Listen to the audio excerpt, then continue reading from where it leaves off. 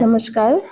जसं आपल्याला माहिती आहे, नंदुरबार जिल्ह्यामध्ये तापमान खूप आता वाढत चाललंय आणि उष्माघात याची शक्यता वाढत चालली आहे. त्यामुळे सगळ्यांना काळजी घेण्याची खूप गरज आहे.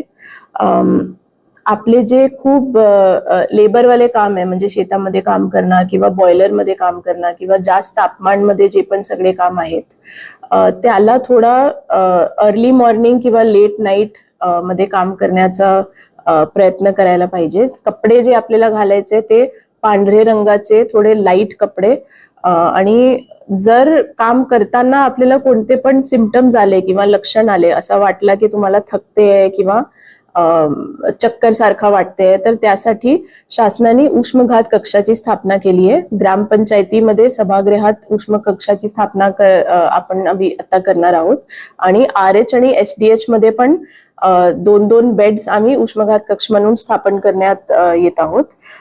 सोबत सिव्हिल हॉस्पिटलमध्ये एक उष्मघात कक्षाची स्थापना करण्यात येईल.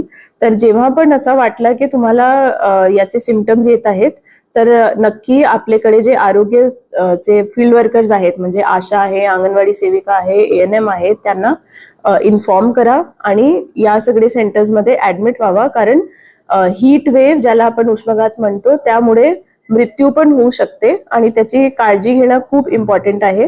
पाणी रेग्युलरली प्यायचंय. आम्ही नगरपालिकेला पण इन्स्ट्रक्ट केलंय की रेग्युलर इंटरव्हल्स मध्ये लोकांसाठी पब्लिक हेल्थ फॅसिलिटी म्हणून पाण्याची व्यवस्था पण आम्ही करण्यात येत आहोत आणि याची खूप काळजी घेण्याची गरज आहे. काही पण तुम्हाला सिम्पटम्स आले किंवा कोणती पण लक्षण आले, तर तुरंत आरोग्य विभागाला इन्फॉर्म करा.